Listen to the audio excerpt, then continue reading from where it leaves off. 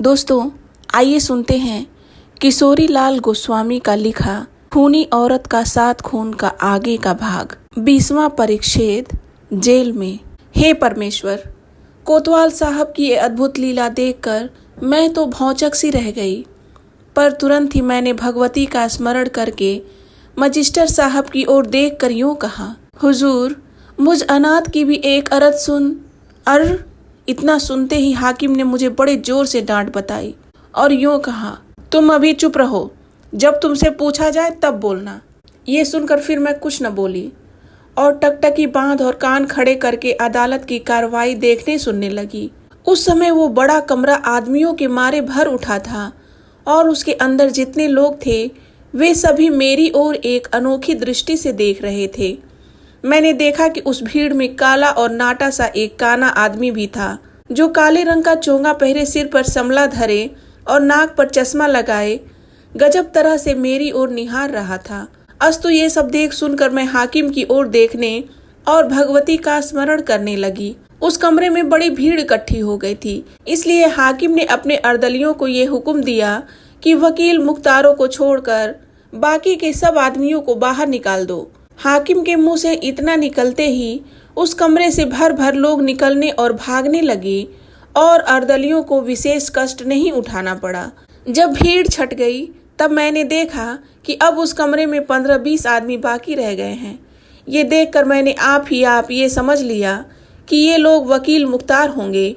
उन वकील मुख्तारों में वो नाटा कलूटा भी था, जिसकी सांप सी डरावनी आंखें मुझे बुरी तरह घूर रही थीं।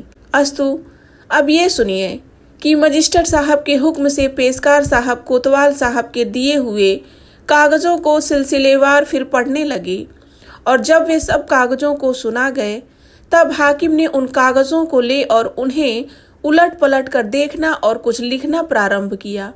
मुझसे अभी कुछ भी पूछा नहीं गया था और बोलने की भी मुझे मनाही थी, इसलिए मैं चुपचाप कभी हाकिम की ओर, कभी कोतवाल की ओर और कभी वहां पर मौजूद वकील मुख्तारों की ओर देखती और मन ही मन भगवती का स्मरण करती जाती थी। थोड़ी देर तक उन कागजों के देखने और कुछ लिखने के बाद हाकिम ने वहां पर मौजूद कोर्ट इंस्पेक्टर से यूं कहा, इस खूनी औरत को जेल भेजो और कल अव्वल में इस आसामी को यहाँ हाजिर करो। इस हुक्म को सुनकर कोर्ट इंस्पेक्टर 4 कांस्टेबलों के घेरे में मुझे करके कचहरी से बाहर हुए। बाहर आने पर मैं फिर एक किराए की गाड़ी पर सवार कराई गई और कोर्ट इंस्पेक्टर व 4 कांस्टेबलों के साथ जेल खाने पहुंचाई गई। जेल के अंदर घुसने पर मैं जेलर साहब के जिम्मे की गई और उन्होंने मुझे एक तंग कोठरी में बंद कर दिया। कुछ देर रहने पर मुझसे रसोई खाने के लिए कहा गया, पर जब मैंने केवल कच्चा दूध मांगा तो उसका कोरा जवाब दिया गया और सारी रात में बिना दाने पानी के रखे गई। किंतु दूसरे दिन मुझे 9 बजे के समय सेर भर कच्चा दूध दिया गया, जिसे मैं पी गई और उसके बाद गाड़ी पर सवार कराई जाकर कचहरी पहुंचाई गई। लेकिन उस दिन भी कोई विशेष बात नहीं हुई, क्योंकि एक तो हाकिम ही कुछ देर करके आए थे, दूसरे जब ये कई और आवश्यक कामों से खाली हुए तब मैं उनके सामने पेश की गई। उस समय मुझे कोतवाल साहब के पेश किए हुए सब कागज फिर से सुना दिए गए और मुझसे यूं कहा गया, अब तुम अपना बयान लिखवाओ। ये सुनकर मैंने अपना वही सच्चा बयान लिखवाया जो रसूलपुर के थाने पर एक अंग्रेज अफसर के सामने लिखवाया था। इसके बाद मैंने हाकिम की ओर देख और बहुत ही गिड़गिड़ा कर यूं कहा कि धर्मावतार, जिस कागज पर मेरे अंगूठे का निशान है उस कोरे कागज पर कोतवाल साहब ने बरजोरी मेरे अंगूठे की छाप ले ली थी और पीछे उस सादे कागज पर अपने मनमानता बयान लिख मारा है। इसलिए वो मेरा लिखाया हुआ बयान कभी नहीं है और वो बिल्कुल झूठ है। मेरा वही बयान सच्चा है जिसे मैंने पुलिस के एक साहब के सामने रसूलपुर के थाने पर लिखवाया था। बस जो कुछ मैंने अपने उस बयान में कहा था वही बात मैंने आज हुजूर के सामने भी कही है। इसलिए मुझ दुखिया अभागी की यही अर्ज है कि मेरा दिया हुआ बयान ही सच्चा समझा जाए और मुझे बेकसूर समझकर छोड़ दिया जाए। इस पर हाकिम ने कुछ न कहा और मुझे फिर दूसरे दिन हाजिर करने का हुक्म देकर वे उठकर चले गए। मैं फिर पहले दिन की भांति जेल पहुंचाई गई और फिर बदस्तूर तीसरे दिन हाकिम के आगे हाजिर की गई। 21वां परिच्छेद। मजिस्ट्रेट ओ दंडयान दंडयन राजा दंडयाश्चैव अपदंडयन अपशो महद प्रीति नरकम चैव गच्छति। भगवान मनु, मेरा मामला जब शुरू हुआ तब कोतवाल साहब ने हाकिम के आगे खड़े होकर यूं कहा, हुजूर, इस औरत के जिन 3 फल्गु वगैरह हरवाहों के हाजिर करने का हुक्म हुजूर ने दिया था, वे कल रात को कानपुर की कोतवाली में मर गए। वे तीनों सिर्फ 2 दिन के बुखार में कूच कर गए, इसलिए अब इनका हाजिर करना गैर मुमकिन है।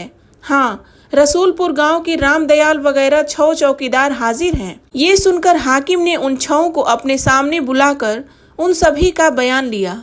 मजिस्ट्रेट के सामने भी उन रामदयाल वगैरह 6 ने अपने बयान में वे ही बातें कही जो रसूलपुर के थाने पर पुलिस के अंग्रेज अफसर के सामने कही थी। इसके बाद हाकिम ने मेरी ओर देख कर यूं कहा, दुलारी, तुम्हारा 2 किस्म का बयान मेरे आगे है। अब तुम ये बतलाओ कि उन दोनों में कौन सा सच्चा और कौन सा झूठा है। ये सुनकर मैंने कहा, हुजूर, ये बात तो मैं गरीब परवर के सामने कह चुकी हूँ कि मेरा वही बयान सच्चा है जो कि मैं रसूलपुर के थाने पर अंग्रेज अफसर के सामने लिखवाया था। इसके अलावे कानपुर की कोतवाली में मैंने अपना कोई बयान नहीं लिखवाया है। कोतवाल साहब ने जो कागज़ पेश किया है और जिस पर मेरे अंगूठे की छाप है, वो किस किस्म का कागज़ है, ये बात भी मैं हजरत साहब के सामने कह चुकी हूँ। मेरा तो यही कहना है कि मैं बिल्कुल बेकसूर हूँ, इसलिए हुजूर दया करके मुझ अनाथ और निरपराध लड़की को छोड़ दें, क्योंकि बेकसूर को दंड देना न्यायी हाकिम का काम नहीं है। मेरी बात सुनकर हाकिम ने मेरी ओर करुणापूर्ण दृष्टि से देखा और यूं कहा, दुलारी, ये बात तो तुम जानती ही हो कि 7 खून हो चुके हैं। मैं बोली, हाँ हुजूर, ये बात मैं जानती हूँ। हाकिम, और ये बात भी तुमने मंजूर की है कि हिरवा नाव का गला तुमने घोटा। मैं बोली, लेकिन मेरा इरादा खून करने का तो था नहीं। हाकिम, सुनो दुलारी, तुमसे जितना सवाल किया जाए तुम उसका ठीक ठीक उतना ही जवाब दो। मैं, बहुत अच्छा। हाकिम, तो हिरवा की जान तुम्हारे ही हाथ से गई ना? मैं, हाँ साहब। हाकिम, ऐसी हालत में तुमको खून करने के जुर्म में क्यों न सजा दी जाए? मैं, हजरत, यहाँ पर यह भी तो विचारना चाहिए कि उस समय मेरे चित्त की क्या अवस्था थी। क्या उस समय की अपनी दशा का हाल मैंने अपने बयान में नहीं कहा है? हाकिम, कहा तो है, मगर इन 7 खूनों का इल्जाम तुम पर लगाया गया है। ऐसी हालत में मैं किस तरह तुम्हें छोड़ सकता हूँ? मैं, तब फिर आपके जो जी में आवे सो आप करें, क्योंकि आप हाकिम हैं और मैं एक महातुक्ष और अनाथ लड़की हूँ। ऐसी अवस्था में भला मैं आपकी मर्जी के खिलाफ क्या कर सकती हूँ? ये सुनकर हाकिम ने मुझसे कहा, दुलारी, तुम अगर चाहो तो अपनी तरह से किसी वकील या मुख्तार को खड़ा कर सकती हो। इस पर मैंने यूँ कहा, मेरे पास इस समय 1 फूटी कौड़ी भी नहीं है, फिर बिना पैसे लिए कोई वकील या मुख्तार मेरे वास्ते कैसे खड़ा हो सकेगा? हाकिम ने कहा, नहीं, पैसे रुपए की कोई ज़रूरत नहीं है। अगर तुम चाहो तो सरकार की तरफ से मुफ्त में तुमको वकील मुख्तार मिल सकते हैं। मैं बोली, नहीं हुजूर, इसकी मैं कोई आवश्यकता नहीं समझती, क्योंकि वकील मुख्तार दिन को रात और रात को दिन, या सच को झूठ और झूठ को सच थोड़े ही कर देंगे।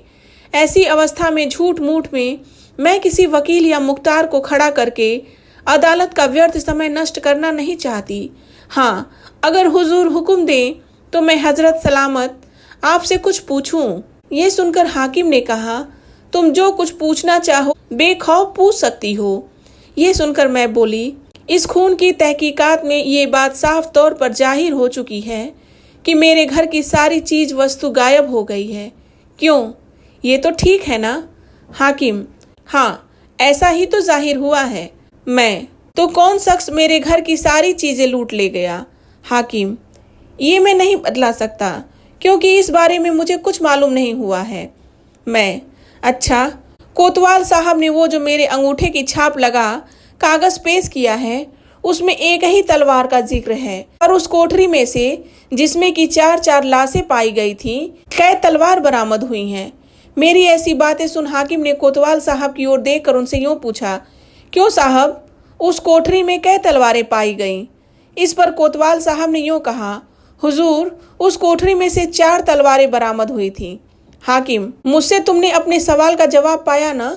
इस पर मैंने कहा, अच्छा हुजूर, अब आप ही न्याय करिए कि जिस कागज में मेरे अंगूठे की छाप लग रही है वो कैसे सच्चा समझा जा सकता है, क्योंकि उस अंगूठे की छाप वाले पर्चे में तो सिर्फ एक तलवार का जिक्र है, मगर उस खून वाली कोठरी में से 4 तलवारों का पाया जाना हुजूर के सामने अभी कोतवाल साहब ने मंजूर किया है। क्या इतनी बड़ी भूल, कोतवाल साहब की भूल का फायदा मैं नहीं उठा सकती? ये सुनकर मजिस्टर साहब ने कोतवाल साहब की ओर देखा, जिस पर उन्होंने यूं कहा कि हुजूर, मैं एक पुराना कारगुजार मुलाजिम हूँ और इस लड़की के साथ मेरी कोई दुश्मनी नहीं है। फिर भला मैं इसे नाहक फंसाने की नीयत से कोई बेजा कार्रवाई क्यों करूँगा? बस मेरे आगे जो कुछ बयान इस नौ उम्र औरत ने दिया वही ज्यों का त्यों हुजूर की खिदमत में पेश किया गया। अब रही तलवार की बात, सो उसके बारे में ये अर्ज है कि वे 4 तलवारें इसके मकान से लाई जाकर कोतवाली में रखी हुई हैं और रजिस्टर में दर्ज भी की जा चुकी हैं। हाँ, इसमें उनका जिक्र करना रह गया। कोतवाल के चुप होते ही मैंने हाकिम की ओर देखकर यूं कहा, लेकिन ये गलती जरूर हुई है कि उन 4 तलवारों का जिक्र इजहारों की मिसिल में दर्ज होना रह गया, जिसका फायदा मुझे होना चाहिए। मेरी इस बात को सुन और कुछ देर तक चुप रहकर हाकिम ने मुझसे यूं कहा, खैर तुमको और क्या कहना है? मैंने कहा, हुजूर, जरा इस बात पर गौर तो किया जाए कि जिन कालू वगैरह हथियार बंद लुटेरों ने मेरा सारा घर लूट लिया, उन्हें भला मैं अकेली क्यों कर मार सकती थी? हाकिम, चालाक औरतों ने अक्सर धोखा देकर खून कर डाले हैं, क्योंकि इज्जत आबरू के बचाने का एक ऐसा ख्याल औरतों में हुआ करता है कि जिस ख्याल की वजह से वे भारी से भारी काम कर डालने की ताकत पा जाती हैं। ये सुनकर मैं बोली, अच्छा, इस बात पर तो ध्यान दिया जाए कि अपने घर में हुए उन 5-5 खूनों की इत्तला करने के वास्ते मैं खुद रसूलपुर के थाने पर गई थी। अब यहाँ पर यह सोचने की बात है कि अगर मैं ही खूनी होती तो खून की इत्तला करने जाती या अपनी जान बचाने के लिए कहीं भाग जाती। हाकिम, अक्सर चालाक और दिलेर खूनी अपने कसूर को किसी और पर मढ़ देने की गरज से अपने किए हुए खून की इत्तला करने खुद थाने पर पहुंच जाया करते हैं, मगर जब उनकी सारी कारस्तानी का भंडा फूट जाता है तो वे आखिर में लाचार होकर अपने कसूर को अदालत के सामने कबूल करते हैं और सजा पाते हैं। बस अगर तुम भी कहीं भाग गई होती तो फौरन या देर में जरूर ही पकड़ी जाती और सजा पाती। तुमको ये बात अच्छी तरह जान लेनी चाहिए कि गवर्नमेंट की अमलदारी में कसूर कर कोई भी मुजरिम ज्यादा दिन तक लुक छिपकर अपने तय हरगिज नहीं बचा सकता। बस एक न एक दिन वो जरूर ही पकड़ा जाता और सजा पा जाता है। ये सुनकर फिर मैंने ये पूछा, अच्छा, ये तो बतलाया जाए कि रसूलपुर के चौकीदारों ने अपने बयान में ये कहा है कि मेरी यानी मुझ दुलारी की बैलगाड़ी पर सवार होकर अब्दुल्ला थानेदार हिंगन चौकीदार के साथ मेरे गांव की ओर गया था। क्यों, ये तो ठीक है ना? हाकिम, हाँ, ये सही है। मैं तो फिर मेरी वो गाड़ी या बैलों की जोड़ी क्या हुई? हाकिम, ये मुझे नहीं मालूम। मैंने कहा, पर गवाहों की गवाही से ये बात साबित हो गई है कि अब्दुल्ला दौलतपुर गांव में एक इक्के पर चढ़ा हुआ पहुंचा था और वहां से रसूलपुर गांव में जब वो रात को वापस आया था तब भी इक्के ही पर सवार होकर आया था। क्यों, ये भी ठीक है ना? हाकिम, हाँ, ये भी सही है। मैं तो इससे ये बात साफ तौर पर जाहिर हो सकती है कि मेरी गाड़ी और बैलों की जोड़ी अब्दुल्ला ने ही कहीं रास्ते में टरका दी होगी। हाकिम, ये मैं नहीं कह सकता। मैंने फिर कहा, हुजूर, एक बात और भी है, और वो ये है कि रसूलपुर के चौकीदारों ने अपने बयान में ये कहा है कि जब थानेदार लौट आए और खाना पीना खाकर शराब पीने लगे तब उन्होंने हम 6 चौकीदारों को ये हुक्म दिया कि अब तुम सब अपनी कोठरी में जाकर आराम करो, क्योंकि अब मैं उस कैदी औरत का इजहार लूंगा और उससे उन खूनों को कबूल कराऊंगा। इससे मुमकिन है कि वो औरत खूब शोरगुल मचावे, मगर तुम लोग उसकी चीख चिल्लाहट सुनकर यहाँ मत आना और अपनी कोठरी में ही रहना। यहाँ मेरे पास सिर्फ हिंगन रहेगा।